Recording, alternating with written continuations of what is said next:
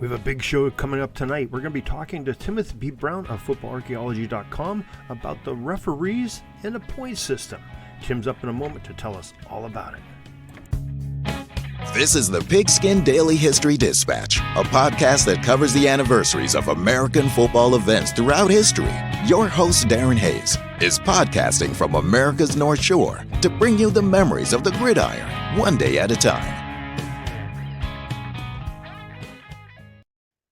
Hello, my football friends. This is Darin Hayes of pigskindispatch.com. Welcome once again to the Pig Pen, your polar positive football history, and welcome to Tuesday. It's footballarchaeology.com day. Timothy P. Brown of that great site is with us. Tim, welcome back to the Pig Pen. Hey, Darin. Good to see you as always, and looking forward to making a few points tonight. Well, you're scoring points already because you're segueing into one of your tidbits that you wrote recently titled Referees Awarding Points. Now, great words in that three-word title. Referee, great word. Points, that's great. And awarding, it's Yeah. very, very positive. I like this upbeat title you have. Yeah, I like to, uplift people. That's kind of who I am. That's what I'm about. So let's spread the news, huh? Well, there's something uplifting, but I have to get boots on to get through it. Yeah. So it's one of those things, people don't think about, but it's one of those weird things that I do, from time to time. But you don't think about the fact that football has some situations where the officials and the referee specifically can award points to one team or another that's on the field. I mean, it's not quite like a balk in baseball, but it's something along those. Well, so if bases were loaded and you call a balk, you just awarded a point, right? So there's something akin. But in football, the first one that I'm aware of where that was the case, there was a game that I wrote a tidbit about it, a high school game in 1899 in the Philadelphia area, Germantown Academy and somebody else. And so like Haverford or something. Anyways, they had an instance where somebody threw it was actually an illegal forward pass, if I'm remembering correctly, but one way or another, the player on the one team was behind the goal line and committed a penalty. And so the referee ruled it a safety. And that actually wasn't in the rules at the time. But he said, okay, basically, this is what happened. I'm going to award a safety. And so, boom, 2 points. Now, it just so happened that, some of the people who lived in the area and whose kids, I think, maybe even attended the schools, were it wasn't the NCAA yet, but they were rules committee members. So, it's just that there were people in the Philadelphia area that became aware of this game and this ruling. And so they raised it when they were establishing the rules for 1900. And so they put in the rules that if you commit a penalty while your team is behind your own goal line, that's a safety. And so, and that's been the case in one, I mean, it's changed a little bit, I think, here and there, but basically that rule's been in effect ever since. But that's one of those where a specific incident demonstrated there was a hole in the rule, so they plugged the hole, right? And they said, here's what it is, moving on. So then a reader raised a point. He asked me a question about, he was doing research on 1920s football, and he said, I've come across situations where a team is going for the extra point and a penalty is committed, and they either award the point or they award the point if the penalty is on the defense, or if the offense committed the penalty, then they lose the opportunity for the extra point. So rather than enforcing the yardage penalty as normal. And it was like, yeah, well, that was the rule. So in 1922 when when they first added the opportunity to run or pass for the extra point, not just kick it. Mm-hmm. They added that as a rule. And so whether you kick past or ran, if there was a penalty, that decided it one way or the other. Um, so and then they took that away in 1931. So it's just one of those things that it only lasted for a little bit, but because he asked that question, then I was like, okay, well, what were the other instances of that? So another one was the safety behind the goal line, which continues to this day. And then there are two others. So one is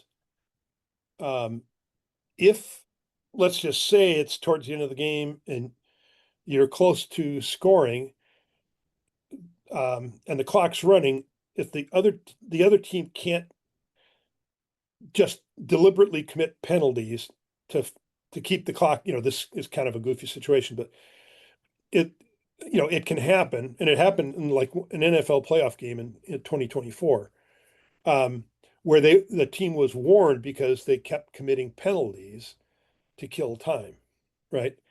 And if you so basically the officials have the opportunity to award points if a team deliberately delays the game by committing one penalty after another. So that's kind of an interesting one, but it's a judgment call, right? At what point do you say, oh, that's enough? Mm-hmm. Um, and then, but the other one, uh, which is an interesting one, is what's called unfair acts, and that's one where the NFL and NCAA both have, and they have slightly different terminology, but the principle is that the rules don't cover everything. So there may be things that pop up during a game that happen, and the referee has the power to make any judgment, any ruling that he deems necessary in the interest of fairness. And they can call games, they can call forfeits, things like that, but they can also award points. And so the classic example, and it's happened multiple times, is, and I'll do a separate tidbit on this in the not too distant future, but there are instances where some guy breaks free. He's running along the sideline, going to go for the score to win the game, or, at least put his team up, in a dominating position. And some substitute on the bench, and in other cases, even fans, have run out onto the field and tackled the player. And so what do you do in that case? Right? I mean, the first time it happened that I'm aware of was a 1918 game between Great Lakes Naval and the Naval Academy. You know, and in that case, football didn't have a rule to handle that, but the referee was leaning towards saying, "I'm giving the points to Great Lakes," after being, the guy from Navy had tackled him. But that decision got a lot easier when the commandant of the Naval Academy came onto the field and said, "I don't care what the rule is, you're giving them the points," right? So he was making sure his team didn't commit, get away with this unfair act. So, which was pretty cool, actually. Um, so, anyways, that's again, it's happened multiple times, but that's an instance where the referee can say, had this not happened, this unfair act, team A would have scored on team B. And so that becomes the third way that I'm aware of, anyways, where the officials can award points. I've got another one for you too. Really? Yeah, and I'm pretty sure I'm correct on this. I know it's a high school rule, and I think it's a college rule too. If you have a team that doesn't have enough players, if somebody gets disqualified or injured in the middle of the game, doesn't matter what the score is, and they have to end the game in a forfeiture, the score will go down as 2-0 to the team Okay. that still had things. So you're technically if it's a zero Yep. zero game, or they could be taking away points. If it's 21-7 or something, it could be a 2 Right. nothing game to end it. So, but yeah, I have never in 27 years of officiating, I mean, I've read quite a bit in the case books. What you're saying, the application of the referee in his judgment can have anything that's not covered by the rules. I've never seen it for scoring points. I've never been on a game where that's happened. I've had other instances where you had to make some rulings. I did some myself, and it's never a pleasant thing because somebody's mad because it's not in the rule book, and Yeah. you got a lot of explaining to do, later. Do So, you do you remember any specific instances? well, I had a team come out. This is probably about 15 years ago, and it's right when the college teams were starting to wear off colors. You remember it was always like your darks were dark and your whites were white. Yeah, yeah, Well, I had a home team warm up in navy blue shirts. The other team was in white, all in white. And they went in right before the game started. They go, they always go back in the locker room for a few minutes. They come out in all light gray. So you have the home team in light gray and a dark helmet, the away team in a dark helmet, all white. yeah. And you had to, and it's like the biggest high school game in this area every year. It's the two biggest schools by far in our area, and it's 7,500 people in a stadium, and you have to make a decision. And so I had to rule on that. And I had another time where I had a team that was getting in the first So you half. told them go back in and put on your blue shirts. We ended up playing. I probably should have did that, but Okay. it, but once you get into that, now you have a 15-yard penalty for delay a game, because there's no way they would have been out in time for Yeah. the clock would have hit zeros before they came back out. So I probably did. So I probably should have did what you said and just threw the 15 yards. It would have been easier, but it was a big game, and I didn't want to influence the game with 15 yards to start it because this is a rivalry game. And it's one of those ones that they sort of forced me to do. I went to one of the schools. That's where I graduated from, and my kids all graduated from the other school. So it was a bad situation for me, anyway, no matter what I did. Anyway, but I had another case where a team, because there's it's commonly called the mercy rule, and in high school, 35 points or greater difference in the second half, you go to a running clock, get the game over to it. It's like Yeah. 35-point rules, what it's technically called. Well, I had at the end of the first quarter a 47-0 or something game. It was the last game of the season. You had the best team in the league against the worst team. The team, both teams came out at the quarter and said, "Hey, can you?" I mean, for the losing teams, because my kids don't want to be here. It's rain. It's like 36 degrees, raining. It's just miserable. Nobody's in the stands. Nobody wants to be there.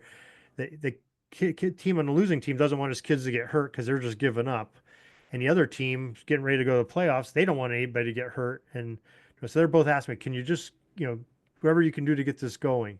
I said, "Well, if two coaches are in agreement, we'll start running the clock now."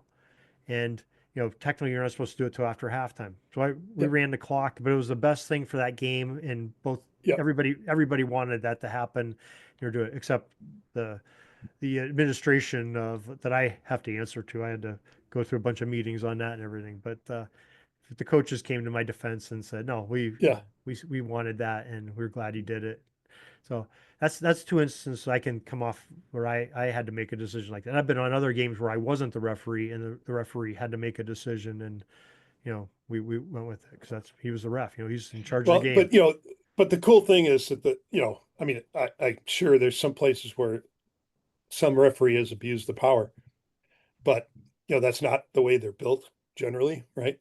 And so it's a good power to have, right? Because you never know what's gonna pop up, you know, Yeah, even like acts of God kind of stuff. You don't know, what can and happen. and So you see things. I mean, I read about it every couple of years where some lunatic will drive their car through the middle of a football field when a game's going on, and you know maybe there's a play on. Thank God nobody gets hurt or nothing, but still it affects the play, and you have to reset clocks and everything like that. There's really not yeah, a rule to do that, but common sense will tell you to get this thing yeah, so to get the game to be fair.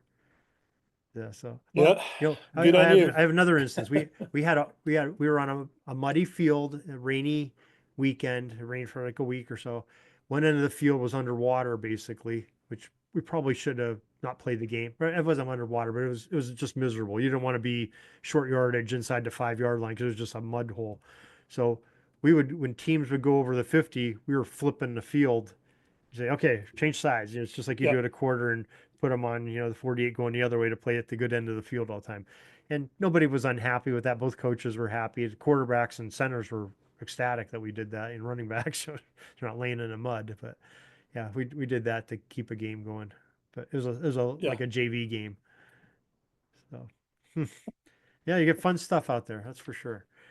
It's never a dull moment in stripes. No, not at all. But it's also never a dull moment on football archaeology because you quite often have some great items of football history, just like the one you talked about today, and you call them your tidbits. And Tim, why don't you tell us where people can enjoy these great tidbits? Yep. Just go to the site, footballarchaeology.com. It's a Substack site, so you can subscribe, get an email every time that I publish a new article. You can also just follow me on Substack, and it'll pop up. You'll be able to access it whenever you want. And you can also follow me on Blue Sky because I publish every time. Every time I publish a new article, I link it on Blue Sky. All right. Well, Tim, we really appreciate you coming on tonight and sharing this great piece of history and celebrating the referee and stripes around America. Yeah, and seems through like history. it's So this is the becoming good guys are finally awarded some time here. So I really appreciate that. Yeah, So does the audience. You guys see the world through black and white, and so that's good. If we see it all. So, Tim, thank you very much, and we'd love to talk to you again next week. Very good. Thank you. That's all the football history we have today, folks. Join us back tomorrow for more of your football history. We invite you to check out our website, pigskindispatch.com, not only to see the daily football history, but to experience positive football with our many articles on the good people of the game, as well as our own football comic strip, Cleat Marks Comics. Pigskindispatch.com is also on social media outlets, Facebook, Twitter, Instagram, and don't forget the Pigskin Dispatch YouTube channel to get all of your positive football news and history. Special thanks to the talents of Mike and Gene Monroe, as well as Jason Neff for letting us use their music during our podcast. This podcast is part of the Sports History Network, your headquarters for the yesteryear of your favorite sport. You can learn more at sportshistorynetwork.com.